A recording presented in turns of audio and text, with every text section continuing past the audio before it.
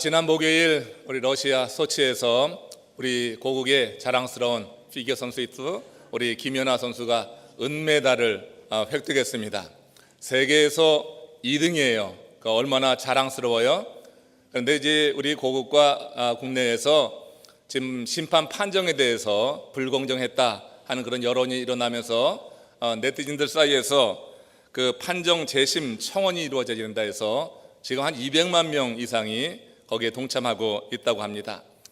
미국 내에서는 여론조사 해보니 92%가 우리 고국의 김연아 선수가 금메달 받는 것이 옳다, 이런 그런 여론도 있었어요. 자, 그러니 그 심판 판정에 분명히 문제가 있었던 것 같습니다. 경기 있기 전에 그 심판 배정 그 면면을 이제 분석한 그런 기사가 있었습니다. 그 기사 보니 러시아 쪽에 그야말로 호의적인 그런 판정을 한 심판들이 대거 포진됐던 것을 우리가 보았습니다. 불길한 생각이 있었는데 역시나 그런 결과가 나오게 됐습니다. 자, 여러분, 이런 심판 판정을 보면서 우리는 억울해하고 또 속상해합니다. 근데 살다 보면은 우리가 어느 한편에 이렇게 그 심판들처럼 서야 하는 그런 순간을 맞이할 때가 있는 것 같습니다. 세상은 우리를 그냥 두지 않습니다. 크든 작든 어떤 모임에 가면은 줄을 서게 만듭니다. 줄을 세웁니다. 제가 그 줄 서는 게 너무나 싫어서 모임에 잘 참석하지 않는 편인데 줄 서는 게 정말 싫습니다. 그런데 그 공동체에서 어떤 역할을 하려고 하면 줄을 쓸 수밖에 없는 것이 현실이 아닌가 그렇게 생각을 합니다.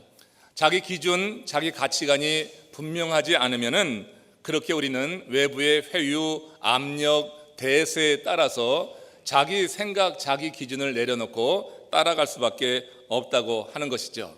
근데 여러분, 자기 사상이 아니라 어떤 강요된 어떤 그런 목적을 향해서 나가게 될 때 우리 삶에 큰 만족, 자족감이라고 하는 것을 찾아볼 수가 없게 되는 것이죠.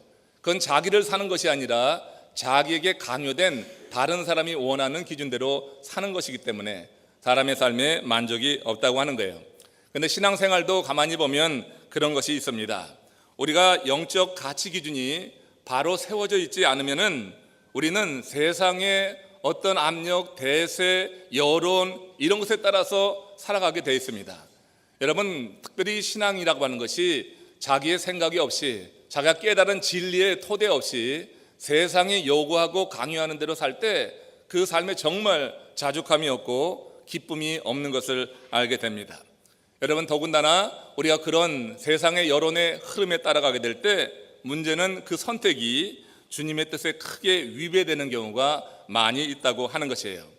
여러분, 심판 입장에서 정체성이 바로 서 있지 않아서 외부의 압력이나 회유를 받아서 잘못된 판정을 했다고 하면 그건 여론의 문매를 맞거나 기껏해야 자격정지, 처벌받는 정도가 될 겁니다. 그런데 우리 신앙의 입장이 확고하게 서 있지 않아서 세상의 흐름 따라 살아가게 될 때 그것은 영원한 삶에 직접적인 영향을 미칠 수가 있다고 하는 거예요. 그렇기 때문에 성도는 자기 정체성, 영적인 정체성과 그 분명한 가치 기준을 세우고 사는 것이 참 필요하겠다고 하는 생각을 하게 됩니다. 오늘 본문이 우리에게 그런 교훈을 주고 있습니다. 오늘 본문대로 우리가 살 수 있다고 하면 우리는 어떤 상황 속에서든지 우리가 선택한 길에 대해서 자부심을 갖게 될 것이고 우리가 선택한 길을 가면서 늘 기쁘고 행복한 삶을 살게 될 줄로 믿습니다. 우리가 여러분 세상의 흐름에 그저 묻혀가는 경우가 많기 때문에 오늘 주신 이 말씀을 통하여서 여러분들이 바른 선택을 하고 그 바른 길을 가면서 주께서 주시는 놀라운 은혜와 기쁨이 항상 가득 찬 인생이 되기를 주의 이름으로 축원합니다. 자, 여기 보니까 오늘 본문에 세례 요한이 순교하기 전 마지막으로 증언한 그 내용을 다루고 있습니다. 여기 볼 때 신앙적 입장이 확고히 서 있다고 하는 것이 얼마나 큰 복이 되는지 그것을 우리가 이 말씀 속에서 배우게 되는 겁니다. 요한복음 3장 25절 26절 말씀 함께 합독해 읽겠습니다. 이에 요한의 제자 중에서 한 유대인과 더불어 정결 예식에 대하여 변론이 되었더니 그들이 요한에게 가서 이르되 라삐여 선생님과 함께 요단강 저편에 있더니 그 선생님이 증언하시던 이가 세례를 베풀매 사람들이 다 그에게로 가더이다. 자, 이 말씀이 여러분 무슨 의미인지 아시겠습니까? 여기 보면 한 유대인이 요한의 제자들과 함께 세례에 대해서 이야기를 하던 중에 그 유대인이 주장하기를 예수님의 세례가 요한의 제자들의 스승인 요한의 그 세례보다 더 권위가 있다, 이렇게 주장을 하게 된 것입니다. 이에 이 요한의 제자들이 속이 상하잖아요. 그래서 요한의 제자들이 그 한 유대인이 주장하는 대로 예수님이 세례를 베풀고 있는 그 현장으로 찾아가서 보았습니다. 그랬더니 정말 그 현장에 많은 사람들이, 이전에 세례 요한에게 왔던 그 사람들이 다 그 예수님께 몰려가 있는 것입니다.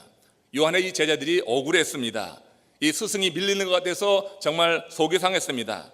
그래서 그 억울한 듯 푸념하면서 자신들이 보고 왔던 그 상황에 대해서 예수님께 나아가서 그렇게 이제 보고하면서 감정이 업돼 가지고 이렇게 말하는 내용이 됩니다. 여러분, 제자들의 그 반응은 다소 감정적이었지만 스승을 모시는 제자들의 입장에서는 당연히 나타내 보일 수 있는 그런 반응이었다고 생각이 들지 않아요? 자신들이 섬기던 스승이 이제 저 난 모르는 사람, 자기 스승에게 와서 세례를 받았던 그 사람인데, 세례를 받은 그 사람이 옆에 나가서 또 세례를 행하는데 그쪽으로 많은 사람들이 몰려가니까 이 제자들의 입장에서는 그야말로 감정이 상하고 속이 상했던 것입니다. 그래서 스승에게 이렇게 보고하면서 스승의 반응을 이제 보려고 하는데, 그때 이 스승 요한이 아주 주는 그 교훈이 대단히 크고, 오늘 우리가 새겨들 때 여러분들이 세상 살면서 감정에 치우치지 않고 하나님의 뜻을 이룰 수 있는 귀한 교훈이 여기 담겨 있다고 봅니다. 본문의 상황을 쉽게 설명하면은 한 교회를 섬기던 부목사가 사임하고 나가서 바로 옆에 개척교회를 세웠는데 그 개척교회로 이 본교회 성도들이 밀려가는 거예요. 그러니까 한 예로 우리 김시원 목사님이 건너편에 개척교회를 세웠어요. 근데 여러분들이 대다수가 그쪽으로 막 가는 상황이에요. 그럼 여러분, 이 목사 입장에서 어떻게 했어요? 속이 뒤집어질 거 아니에요? 근데 속이 뒤집어지는 그 상황에서 어느 한 성도님이 이 목사를 생각한다고 찾아온 거예요. 그 와갖고, 목사님 보니까 저기 김시원 목사님이 개척한 교회에 사람들이 그렇게 많이 몰려갑니다. 그렇게 말한 것과 유사한 상황이라고 할 수 있습니다. 여러분, 만약 그런 상황이 펼쳐진다고 하면 여러분들 대다수가 그래도 그렇게 감정적으로 지지를 해주고 또 목사를 위로해 준다고 그런 말을 하게 될 거예요. 그런데 여러분, 때로 그 주변 사람들의 이런 감정적인 지지가 우리의 판단력을 흐리게 한다는 사실을 알아야 되는 것입니다. 그들의 그 동정은 우리로 하여금 더욱 감정에 치우치게 하는 거예요.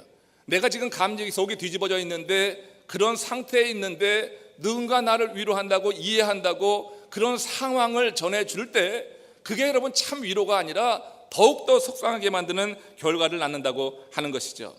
어떤 사람이나 사건에 대해서 깊은 유감을 갖게 하고 억울한 생각을 품게 하고 잘못된 행동을 일으키게 되는 그런 경우가 더 많이 있다고 하는 거예요. 그 말을 통해서 위로받는 것이 아니라 오히려 사태를 더욱더 악화시키는 결과를 갖게 된다고 하는 것입니다. 한 직장에서 승진 심사를 할 때 그런 일이 자주 일어나지 않습니까? 자기가 승진할 것으로 내심 생각하고 있었는데 하필이면 자신이 제일 반감을 갖고 있는 그 한 사람이 승진을 해서 자신의 상사가 되었어요. 이 감정이 얼마나 상하겠습니까? 이때 주변에서 위로한답시고 하는 말이 감정에 불을 붙여서 울컥하게 되는 것이죠. 그리고 뒷감당 못하는 일을 합니다. 에이, 더러워서 못 다니겠다 하면서 사표를 내던지게 되는 거예요. 사표를 내던지고 나서 얼마나 후회합니까? 집에 가보면 그 손을 바라보는 와이프가 있고 그 손에 뭐 들고 오지 않나 하는 자녀들이 있는데 얼마나 속이 상하는 거예요. 울컥해서 감정적으로 처리해서 그래서 더 많은 그런 어려움을 겪게 되는 일들을 우리는 자주 봅니다. 여러분, 사회단체의 리더를 세울 때나 교회의 리더를 세울 때 유사한 일이 많이 벌어지고 있어요. 연말이 되면은 직분자를 세웁니다. 직분자를 세울 때 보면 이런 일들 있습니까? 없습니까? 여러분, 속이 뒤집어진 적이 있습니까? 없습니까? 가슴에 손을 대고 한번 말해보세요. 속이 뒤집어지죠? 누군가가 집사 직분 받고 권사 직분 받고 장로 직분 받으면 속이 뒤집어요. 왜 저가 나보다 나은 게 뭔데? 그러면서 속이 뒤집혀서 그래서 또 장기간 방학에 들어가는 그런 성도들도 있는 것을 봅니다. 여러분, 교회 리더를 세울 때 감정적으로 여러분 우리가 선택하고 살아가는 것은 잘못된 일입니다. 그래서 우리가 오늘 본문에서 주는 그런 교훈을 한번 잘 들어볼 때 우리가 정말 주님 안에서 바른 그런 판단을 하고 그런 기준을 갖고 살아간다고 하는 것이 뭔지, 여러분들의 삶이 정말 항상 어떤 선택을 하든지 흔들리지 않고 감정의 지배를 당하지 않고 오늘 이 사도 요한이 행한 것처럼 그런 우리가 선택을 할 수 있다고 하면 정말 행복한 인생을 살 수 있겠다고 생각을 하는 겁니다. 여러분, 이번에 김연아 선수가 편파 판정에 대해서 보인 태도는 정말 성숙한 모습이었다고 생각합니다. 김연아 선수는 올림픽위원회에 재심 청구를 해야 한다는 여론이 이렇게 일어나고 200만 명 이상이 참여하는 이 상황 속에서도 그는 한 언론과의 인터뷰에서 이런 말을 했습니다. 어느 대회든 편파 판정 이야기는 많이 나왔습니다. 그런데 그럴 때마다 저보다 주변에서 더 열을 냅니다. 저는 아무 미련이 없습니다. 끝났다는 사실에 그저 만족스럽습니다. 그리고 제가 잘했기 때문에 그것으로 만족합니다. 이게 여러분 김연아 선수예요. 그야말로 대인배예요. 김연아 선수는 정말 실력도 좋지만 그렇게 그런 마음을 가지고 이런 판정에 대해서 승복하는 모습을 보면은 정말 대단하다. 그는 감정에 지배를 당하지 않습니다. 사람들이 그렇게 열을 내지 그는 차분합니다. 내가 잘했다고 하는 그 사실 하나로 마지막 경기를 흠없이 했다고 하는 사실로 나는 만족합니다 하면서 그 마음을 다스리고 있는 것을 볼 때 참 대단하다고는 생각을 하게 돼요. 다시 본문으로 돌아가서 생각해 보면 만약 요한이 하나님의 뜻에 무지하고 세속적인 기준만을 가지고 산 사람이었다면 어땠을까? 제자들이 전하는 말을 듣고 그야말로 뒤집어질 것 아닙니까? 내가 얼마 전에 세례를 베푼인데 그가 가서 옆에 또다시 세례를 베풀면서 자기에게 오던 사람을 이끌어간단 말이에요. 그런 정말 속이 상할 것입니다. 그러나 요한은 제자들의 말에 감정적으로 반응을 보이지 않았습니다. 그들의 말에 춤을 추지 않았습니다. 오히려 마음을 가다듬고 그 제자들에게 두 가지의 매우 중요한 교훈을 줬는데 오늘 여러분들이 마음에 새겨지게 될, 우리들이 마음에 새겨지게 될 매우 중요한 교훈이라고 생각합니다. 이 교훈에 여러분 오늘 귀를 기울이시고 여러분들에게 주시는 하나님의 말씀으로 받기를 주님의 이름으로 축원합니다. 먼저 교훈은 뭐냐면 누구도 하나님께서 주신 것 이상으로 받을 수 있는 사람은 없다는 것입니다. 요한복음 3장 27절 28절 말씀 같이 합독합니다. 만일 하늘에서 주신 바 아니면 사람이 아무것도 받을 수 없느니라. 내가 말한 바 나는 그리스도가 아니요 그의 앞에 보내심을 받은 자라고 한 것을 증언할 자는 너희니라. 자, 여기서 예수님에게 더 많은 사람이 가서 세례를 받는다고 하면 그것은 예수님이 자신으로부터 사람을 도적질해 갔기 때문이 아니라 하나님이 그에게 더 많은 사람을 주셨기 때문에 그 사람들이 가는 것이지 그가 도적질했기 때문이 아니다. 더 나아가서 이 세례 요한이 여러분 성숙한 모습이 어디 나타나냐면 그렇게 자기에게 와서 고자질하고 감정에 불을 붙이는 그 제자들에게 하는 이야기가 이제 너희들이 내가 해왔듯이 예수를 증거하는 그 일을 하라고 하는 얘기예요. 지금 여러분 그 예수에 대해서 반감을 갖고 있는 제자들인데 지금 요한은 그렇게 말하는 겁니다. 내가 지금 그분에 대해서 여지까지 증언해 왔는데 앞으로는 너희들이 행하라 하면서 그들에게 사명을 주어지고 있는 것을 보는 겁니다. 우리는 이 대답에서 세례 요한의 위대함을 발견하게 되는 거예요. 그도 사람입니다. 그에게도 감정이 있다는 말입니다. 그러나 그는 자신의 감정을 다스리고 자신에게 주어진 그 사명을 무엇보다 먼저 생각하고 있다고 하는 거예요. 여러분, 사람이 사명을 생각하면, 특별히 주의 일에 있어서 사명을 생각하면 그 감정을 다스릴 수가 있는 것입니다. 요한이 이렇게 말할 수 있었던 데는 그가 하나님이 하시는 모든 일이 선하다, 그리고 자신에게 주어진 그 사명에 대한 분명한 인식이 있었고 하나님이 말씀하시면 복종하겠다고 하는 순종의 마음이 있었기 때문에 요한은 우리와 다른 그런 선택을 했고 그와 같은 교훈을 주고 있는 것을 보게 됩니다. 유사한 예로 여러분 바나바가 바울을 찾아 5가지 간 이야기 하지 않아요. 안디옥 교회가 성장할 때 예루살렘 교회에서 사도들이 바나바에게 권위를 줘서 권한을 줘서 예루살렘 교회를 방문하고 그 예루살렘 교회를 이래 살펴본 다음에 보고하라고 하는 그런 사명을 주었습니다. 그래서 이 바나바가 안디옥 교회까지 간 것이 아니에요. 근데 안디옥 교회 갔을 때 그곳 지도자들과 함께 열심히 사역을 해서 안디옥 교회가 더욱더 부흥을 했어요. 그 상황을 사도행전 11장 24절에서 이렇게 기록을 합니다. 한번 잘 읽어보세요. 시작. 바나바는 착한 사람이요 성령과 믿음이 충만한 사람이라 이에 큰 무리가 더하여지더라. 자, 여러분, 바나바에 대해서 성령이 충만하고 착한 사람이다, 그리고 그가 감으로 인해서 큰 무리가 더해졌다 했습니다. 자, 이뤄볼 때 안디옥 교회에서 바나바의 위치가 어땠을까? 여러분 한번 생각해 볼 만하죠. 보십시오. 그는 먼저 예루살렘 사도들의 권위를 가지고 그 자리에 가 있습니다. 그뿐만 아니라 안디옥에 도착한 이후에 거기서 사역을 하는데 그가 사역을 하면서 더 많은 무리들이 몰려왔습니다. 교회의 큰 성장을 이루었다고 하는 것입니다. 그러니까 이 바나바는 그곳에서 교인들의 존경을 마음껏 받으면서 자신의 존재감을 얼마든지 발휘할 수 있었을 것입니다. 사람이 사람의 시선을 받는 것처럼 즐거운 일은 없는 거예요. 어떤 사람은 두려워하지만 또 어떤 사람은 그렇게 즐거워합니다. 사람의 시선을 받는 것은 즐거운 일 가운데 하나가 아닐 수 없습니다. 그 시선이 멈추게 되면 또 괴로워하는 사람도 많이 있어요. 사람들의 시선을 받는 것은 그 기쁨이 되는 것입니다. 그러나 이 바나바는 단지 사람들의 박수와 갈채에 도취해 있지 않았다고 하는 거예요. 그는 성령이 충만한 사람이라고 말했습니다. 성령이 충만하다고 하는 것은 성령의 음성에 예민한 반응을 보인다고 하는 말과 같은 뜻이 될 거예요. 그런데 성령께서 그에게 이방인의 사도로 예비한 바울을 생각나게 하시는 거예요.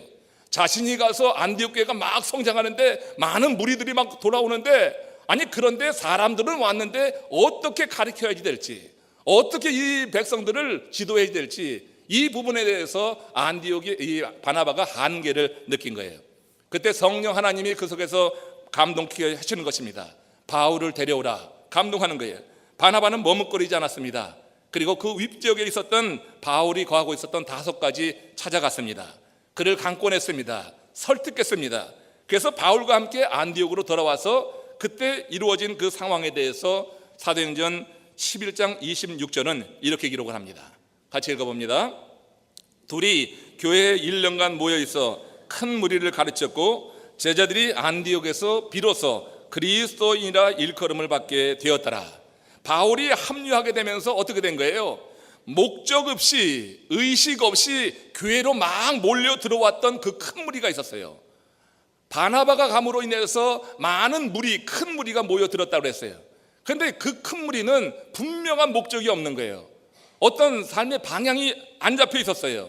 그런데 바울이 가서 그들과 함께 거하면서 1년을 가르쳤는데 그 1년을 가르치고 나니까 그들이 목적 의식으로 그렇게 무장한 그리스도인이 됐다고 하는 거예요. 그리스도인이라고 하는 것은 예수를 추종하는 자가 됐다고 하는 뜻입니다.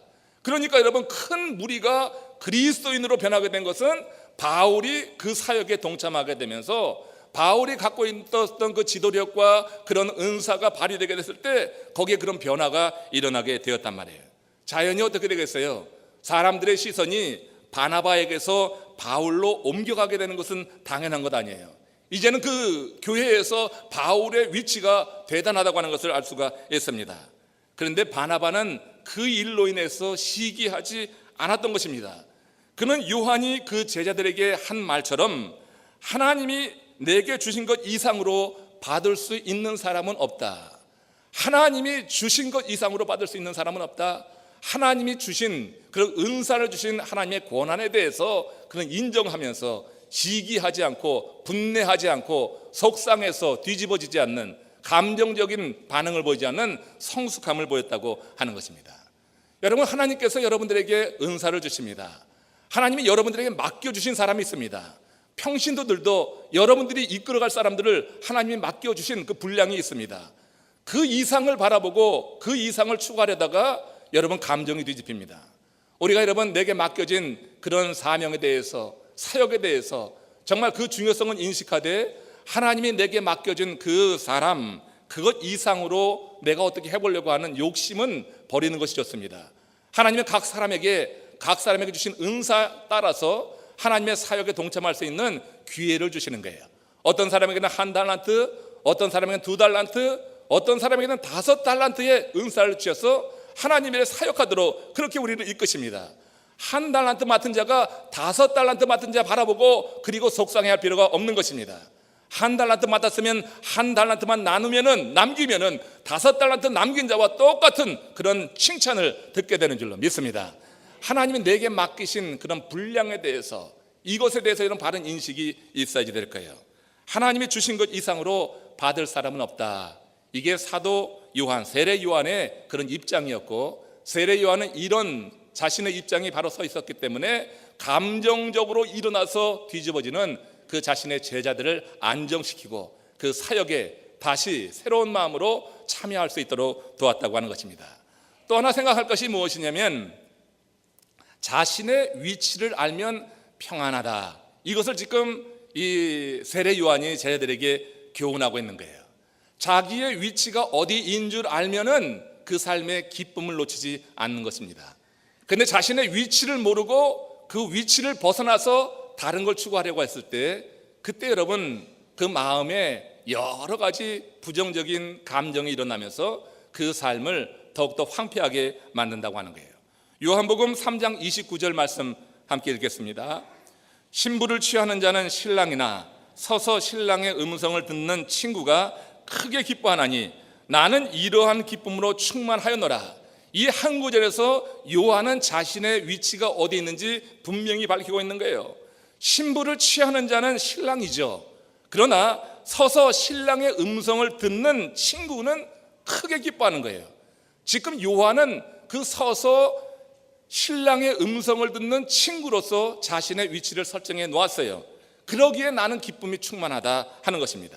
이 이야기를 잘 이해하려고 하면 유대 풍습을 알아야 되는데, 유대에서 신랑의 친구는 신부와 신랑 사이에 중개자로 일하면서 초청장을 보내기도 하고 결혼식 전반의 그런 모든 일을 맡아 주관하는 그런 일을 했습니다. 그 외에 이 신랑의 친구들이 특별한 임무가 하나 있었는데, 그것은 신부의 방을 지키는 거예요. 신랑이 늦은 밤에 그 신부를 찾아갑니다. 그래서 이 신랑의 친구는 신랑 아닌 누군가가 신부의 방에 침범하는 그것을 지키고 있는 것이에요.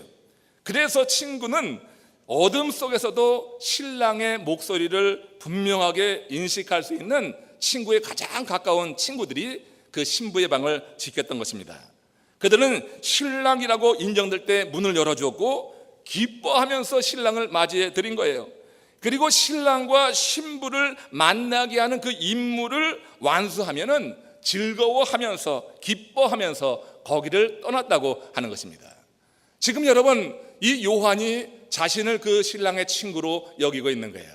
지금 신랑을 만나기 위해서 신부들이 몰려들고 있는 것입니다. 신랑과 신부가 저기서 만나고 있습니다. 이 요한의 제자들은 그 기쁨을 모르기 때문에, 그 신랑의 친구들이 갖고 있는 그 기쁨을 모르기 때문에 지금 이렇게 감정적으로 뒤집어지고 있는 거예요. 그렇지만 이 요한은 자신의 그 위치를 아는데 신랑의 친구로서의 그 위치란 말이에요. 신랑과 신부가 만나는 것, 그래서 그들이 즐거워하고 기뻐하는 그 만남까지가 자기에게 주어진 임무라고 분명히 인식을 한 거예요. 그래서 예수님께 그 많은 사람들이 몰려가도 감정이 상하지 않았어요. 속이 상하지 않았어요.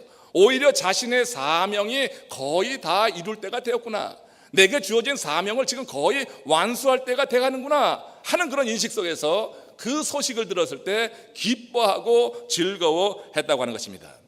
요한이 말한 그 기쁨, 신랑 친구의 기쁨이요, 그 기쁨은 절대적인 기쁨이라고 하는 거예요. 이 기쁨에는 시기가 없습니다. 질투가 없습니다. 그냥 그 신랑과 신부가 만나는 것을 바라보는 것으로 인하여서 즐거워하고 기뻐하는 거예요. 요한의 제자에게는 이 기쁨이 없는 것이 바로 그 위치를 몰랐기 때문이고, 이제 요한은 그 제자들에게 그들의 위치에 대해서 또다시 일러주는 그런 아름다운 교훈까지 주고 있다고 하는 것입니다. 오늘 이제 이번 주말에 우리 배재건 형제, 고수경 자매, 우리 교회에서 결혼식이 거행됩니다. 많이들 여러분 오셔서 축하해 주시기를 바랍니다. 이번 이 예식을 위해서도 주관하는 분이 계시잖아요. 이것저것 살펴보고 결혼식이 잘 될 수 있도록 예비하는 그런 분들이 계십니다. 그분이요, 어떻게 그 일을 주관하면서 기쁨이 있지 않겠어요? 그 일을 주관하면서 신랑과 신부 만나는 거 보고 질투하겠어요? 그럼 그런 사람이 그게 일에 합당하겠어요? 신랑과 신부가 만나서 즐거워하는 것을 보면 함께 즐거워해야지, 더 좋아해야지. 여러분, 바로 기쁨이, 요한이 느끼고 있었던 기쁨이 바로 그런 기쁨이었다고 하는 것입니다. 사람들이 겪는 마음의 고통과 괴로움의 많은 부분이 여러분 무엇으로 말미암는다고 생각하십니까? 여러분 자신에게 솔직히 한번 말해보면 사람들이 겪는 그 마음의 고통, 괴로움의 원인은요, 시기심과 질투 때문이라고 하는 것을 여러분 많은 분들이 공감할 것입니다. 이런 말 들어보셨어요? 친구가 낙제를 하면 눈물이 나고 친구가 수석을 하면 피눈물이 난다. 여러분 공감하십니까? 친구가 낙제를 하면 눈물이 납니다. 그러니까 나보다 어려움을 겪고 있는 친구를 보면 동정할 수 있습니다. 인생에 실패한 친구를 찾아가서 함께 슬퍼할 수 있습니다. 얼마든지 공감해 줄 수 있습니다. 그런데 함께 잘 지내던 친구가 수석을 하고 나는 그 밑에 들어가 있어요. 그럼 피눈물이 나는 게 이 세상 사람들의 모습이라고 하는 거예요. 왜 피눈물이 납니까? 시기하는 겁니다. 질투하는 것입니다. 친구가 수석을 해서 같이 기뻐하는 그 마음이 없습니다. 진정으로 여러분 완벽하게 그 친구를 칭찬해주고 함께 기뻐하는 사람이 얼마나 있다고 생각해요. 여러분들이 솔직히 여러분들에게 솔직하다고 하면 친구가 수석하고 나는 바닥을 할 때 정말 함께 기뻐해 줄 수가 없는 것이 세상 사람들의 그런 모습이라고 하는 거예요. 그 좋은 친구 관계가 유지되려고 하면은 친구들이 다 잘 돼야지 되는 거예요. 다 잘 되면 그 관계는 잘 유지가 됩니다. 그러나 누군 잘 되고 누군 처지면은 그 관계는 깨지게 되어 있습니다. 우리 여러분 자녀들도 보세요. 자녀들 여러 있는 가정에서는 우리 자녀들이 다 잘 돼야지 자녀들 사이에 우애가 계속 유지되지. 어떤 자녀는 잘 되고 어떤 자녀는 바닥을 헤매고 있고 실패만 하면은 그 자녀들 사이에도 관계가 깨지게 되는 거예요. 부모의 마음에 상처가 있는 거예요. 부모의 마음에 아픔이 있는 거예요. 그 깨진 관계를 보고 어떤 부모가 기뻐하겠어요? 그러니까 여러분 각 가정의 자녀들이 다 잘 되기를 기도하시기를 바랍니다. 어느 마음에 드는 한 자녀만 위해 기도하지 마시고 아픈 손가락을 위해서 더 기도하시고 마음 드시고 모든 자녀가 잘 될 수 있도록 그 하나님의 은혜 안에 거할 수 있도록 그들도 바른 판단을 할 수 있도록 기도해 주는 것이 부모의 역할이 되어야지 될 것이다 하는 거예요. 사람들이 괴로워하는 것, 이 시기심, 질투심이 있습니다. 오늘 이 시기심과 질투심에 불타는 사람 두 사람을 제가 보고 있습니다. 여기서 여러분 그분들을 회개하십시오. 마음의 시기심, 질투심이 있어서는 행복하지 않아요. 그 시기심과 질투심 벗어내지 않으면 여러분 계속해서 시기와 질투의 노예로가 되어서 인생 무엇을 해도 행복하지 않은 거예요. 자꾸 남의 것을 바라보게 되는 것입니다. 내게 주어진 그 삶의 기쁨, 하나님의 허락하신 그 지경 안에서의 그 기쁨을 누리지 못하고 자꾸 다른 것을 바라보게 되는 것입니다. 신부를 취하는 자는 신랑이나 서서 신랑의 음성을 듣는 친구가 크게 기뻐해야지 되는 겁니다. 서서 신랑의 음성을 듣는 친구가 신랑이 신부 만났다고 그것 가지고 분노하고 증오하고 그것 가지고 시기해서는 말이 안 되는 거예요. 서서 신랑의 음성을 듣는 친구는 기뻐해야 됩니다. 저와 여러분들의 역할이 바로 그것인 줄로 믿습니다. 여러분 이번 우리 동계올림픽에서 일본의 아사다마오 선수가 프리에서 좋은 점수를 냈습니다. 그 자신의 개인 점수는 최고였다고 합니다. 그러면서도 하염없이 눈물을 흘렸어요. 그거 보니까 진짜 마음이 짠하다고요. 그 아사다마오 선수 보니까 정말 안 됐어요. 아마 전날 쇼트에서 16위를 하는 바람에 메달권에서 밀려났기요. 그래서 이제 프리에서 아무리 좋은 결과를 냈어도 메달을 딸 수 없었으니까 아마 그럴 수 있었을 것이에요. 그런데 다른 한편 저는 이 아사다 선수가 좀 다른 이유가 있지 않을까 하는 생각을 또 한번 해봤어요. 이번 올림픽에서도 김연아 선수에게 또다시 밀린 것이 좀 억울해서 그러지 않았을까. 늘 경쟁 관계에 있지 않았습니까?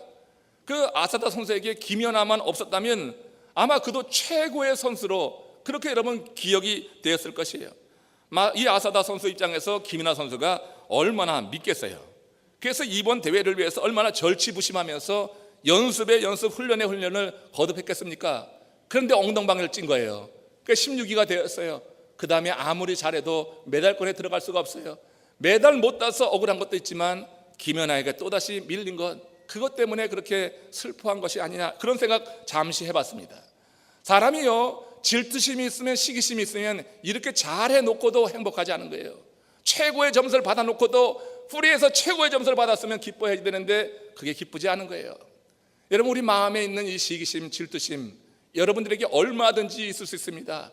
여러분 웃고 바라보지만 저는 여러분 다 봅니다. 이 시기심과 질투심의 노예가 돼서 힘들어하시는 분들 있는 거 여러분 압니다. 이 시기심을 주의 은혜 안에서 내려놓으시기를 주님의 이름으로 축원합니다. 사람 마음에 시기심과 질투심만 없다면 그의 삶은 훨씬 기쁘고 감사한 삶이 될 수 있는 것입니다. 사람을 시기하거나 질투하는 것은 참 치사한 일인데, 근데 사람들은 이 치사한 일을 끊지 못하고 주야로 묵상하면서 스스로 고통스럽게 만드니 그것이 문제라고 하는 것입니다. 지금까지 여러분 우리는 부모가 자식을 대하는 데는 질투가 없는 줄 생각했어요. 근데 여러분 요즘 부모들 보면 그런 것도 같지 않습니다. 여러분 며느리 질투하는 시어머니 있습니까? 없습니까? 있으면 아멘 하세요. 며느리 시기하는 시어머니 많이 있습니다 요즘. 근데 여러분 좀 기가 막힌 것은 딸을 시기하는 어머니도 있더라고요. 여러분 아닌 것 같죠? 딸 시기하는 어머니도 있는 것이 현실입니다. 여성의 사회적 진출이 일반화되면서 성공한 아내를 질투하는, 자격지심에 빠져서 고통스러워하는 남편들도 많이 있는 것이 현실입니다. 또 여러분, 성공한 남편에 비해서 자신의 존재감이 미미해지는 것을 보면서 우울해하고 행복해하지 못하는 아내들도 많이 있습니다. 남편이 성공하면 같이 기뻐하면 되는데 남편이 받는 그런 하이라이트, 세상의 그런 관심보다 자기 자신이 미미하게 여겨지는 거예요. 그래서 남편과 함께 기뻐하지 못하고 그 남편을 시기하고 남편을 괴롭게 하기까지 하는 그런 아내들이 있는 것을 봅니다. 여러분은 어떤가 한 겁니다. 마음속에 시기 질투가 있어서 괴로워해 본 적이 나는 한 번도 없다 자신 있게 말할 수 있는 분이 있습니까? 나는 시기심이라고 하는 전혀 그런 것이 없었어요. 그렇게 말할 수 있는 분이 있으면 한번 발을 들어보세요. 아무도 없어요. 아무도 없잖아요. 여러분 그런 사람 한 사람도 없는 거예요. 우리 마음의 시기심, 질투심 누구에게나 다 있어서 그 시기심과 질투심의 노예에 대해서 오늘도 힘들게 예배를 드리는데도 기쁨이 없고 남들 다 웃는데 그냥 굳은 얼굴로 앉아있고 그런 분들 여러분 볼 수 있습니다. 정말 여러분 마음속에 이런 부정적인 감정들, 우리 속에 있는 이런 그런 좋지 못한 생각들이 주의 은혜 안에서 여러분 사라질 수 있길 원합니다. 깨달으면 됩니다. 진리를 깨달으면 이 세례 요한처럼 하나님 앞에 순종할 수 있습니다. 진리를 깨달으면 자신의 위치를 알아서 그 위치에 걸맞는 행동을 하면서 심령의 평안을 누릴 수가 있습니다. 진리를 모르기 때문에, 말씀에 대한 그런 이해가 없기 때문에 결국 사람들이 질투하고 시기하고 그 가운데서 괴로운 인생을 살아가고 있다고 하는 거예요. 시기와 질투는 분별력과 판단력을 흐리게 하는 것입니다. 그로 인해 파생되는 문제가 있어요. 그게 여러분 인간관계의 파괴입니다. 시기와 질투로 파생되는 문제, 관계의 파괴가 반드시 옵니다. 시기심 갖는데 관계가 파괴 안 됩니까? 여러분 사울이 그 사위 다윗을 시기하니까 그 관계가 한순간에 날아가잖아요. 자신의 사랑하는 딸의 그런 남편인데 정말 자기의 아들처럼 돌보고 그 사위가 잘하면 나의 기쁨이 되어야지 되는데, 그런데 시기심의 노예가 되니까 관계가 깨지는 거예요. 10수년을 그 사위를 죽이려고 쫓아다니는 그 인생에 과연 무슨 행복이 있겠어요? 이런 말을 해도요 여전히 그런 마음에서 벗어나지 못하는 분들이 있어요. 누굴 용서하지도 못하고 계속 미워하고 진리에 대한 깨달음이 없으면 그런 삶에서 계속 반복되는 거예요. 그 인생에 여러분 행복합니까? 그 인생에 기쁨이 있습니까? 여러분 권합니다. 신앙생활하면서 그렇게 스스로 여러분 얽매이지 않기를 원합니다. 뭔가 덫에 걸려있지 않기를 원합니다. 진실로 여러분 진리 안에 복음 안에 오늘 주신 이 세례 요한의 이 말씀을 통하여서 우리가 여러분 분명히 인식해야 될 자신의 위치와 함께 하나님의 그 권한에 대해서 인정함으로 우리 자신의 심령을 좀 다스렸으면 좋겠어요. 여러분 재미난 이야기 가운데 이런 게 있습니다. 세대마다 여자들이 미워하는 그런 여자들이 있다고 합니다. 그냥 들으세요. 10대 소녀들이 얄밉게 보는 여자가 있는데 얼굴이 예쁜데 공부도 잘하는 아이, 이게 정말 밉대요. 20대 얄미운 여자는 똑같이 성형했는데 티가 안 나는 여자래요. 30대 얄미운 여자는 실컷 놀고도 시집은 잘 가는 여자. 40대 얄미운 여자는 잘 쏘다녀도 자녀들이 공부만 잘해서 명문대 쑥쑥 들어가는 여자. 50대 얄미운 여자는 실컷 먹는데 배는 나오지 않는 여자. 60대 얄미운 여자는 남편이 돈 많이 벌어놓고 일찍 죽은 여자. 여러분, 여자들이 같이 즐거워할 수 있는데 자기 삶을 즐거워하지 못하는데 이게 웃음소리인데요, 이 웃음 속에 사실은 어떤 뼈가 있어요. 진짜 그 인생을 더 행복하고 기쁘게 살 수 있음에도 불구하고 상대를 보면서 질투하고 시기하게 될 때 그 삶에 고통이 찾아들 수 있다. 왜 미워합니까? 내게 있는 것 감사할 수 있으면 되는데, 하나님이 주신 분량에 대해서 만족하면 되는데, 내 역할을 알고 위치를 알고 내게 주어진 남편, 아내, 또 내게 주어진 자녀들 잘 돌보면 거기에 기쁨이 있는 건데, 그런데 자꾸 다른 것 바라보면서 시기하고 질투한다고 하는 거예요. 그럴 때 그 인생에 큰 고통이 찾아든다고 하는 것입니다. 세례 요한의 기쁨은 무엇으로 말미암은 기쁨이었습니까? 그건 그가 자신을 광야의 소리로, 또 오실 그리스도의 길을 예비할 자로, 그분의 신들매를 풀기도 감당 못할 자로 바로 인식하고 있었기 때문이에요. 한마디로 세례 요한은 하나님의 구원의 역사에서 자신의 위치를 제대로 파악하고 있었고, 또한 자신에게 주어진 사명을 분명히 인식함으로 주제도 파악했어요. 여러분, 위치 파악과 주제 파악이 그 삶을 풍성하게 하고 그 삶에 기쁨을 갖게 하는 것이에요. 그래서 그런 제자들처럼 시기심과 질투에 화신이 되지 않았습니다. 오히려 자신이 해오던 일의 완성 단계에 이르고 있구나 하는 그것을 보았어요. 자신에게 몰려오던 사람이 예수님께 몰려가는 것을 바라보면서 시기하지 않았다고 하는 거예요. 야, 그래, 이제 내 일이 마칠 때가 돼가는구나. 신부들이 신랑을 만나고 있구나. 그래, 내 일이 이 일이지. 내가 할 일이 이 일이지. 신부들이 신랑 만나는 그 장면을 보면서 이 사도 세례 요한에게는 그런 신랑 친구의 기쁨이 있었어요. 절대적인 기쁨, 시기와 질투가 없는 사명을 다 이름으로 말미암아 그 신랑의 친구들이 그 한밤중에 신랑 신부의 방을 지키다가 떠날 때 느끼는 그 기쁨, 자리를 떠나지만은 느끼는 그 기쁨, 이게 세례 요한에게 있었던 거예요. 자신의 위치를 알면 기쁨을 소유할 수 있어요. 주제를 파악하면은 그 기쁨을 놓치지 않을 수가 있어요. 사역을 할 때 자신의 위치 파악과 주제 파악 제대로만 해도 마음에 평안이 있는 것입니다. 그런 사람은 다른 사람이 자신을 대하는 대우에 웃고 울지 않습니다. 사람들이 어떻게 하든 그것 때문에 웃고 울지 않습니다. 비록 자신은 쇠하여지더라도 자신에게 맡겨진 그 사역이 흥한다고 하면은 그 사역을 바라보면서 이 사역이 완성 단계에 들어가는 것을 보면서 만족하고 기뻐하는 삶을 산다고 하는 거예요. 다시 한번 권면을 드립니다. 사랑하는 성도님들, 여러분들의 위치가 어디 있는가? 하나님이 내게 주신 은사는 무엇인가? 이 은사에 걸맞는 그런 삶, 그리고 여러분들이 맡겨진 그 사명을 바로 인식해서 신랑 친구의 그 사명이 내게도 주어졌구나 하는 그런 인식 속에서 여러분들의 삶 속에서는 항상 풍성한 기쁨과 은혜가 넘치기를 바랍니다. 위치를 알면은 평안해지는 것입니다. 이 평안이 여러분들 삶 속에 주님 부르시는 그날까지 영원히 지속되시기를 주의 이름으로 축원합니다.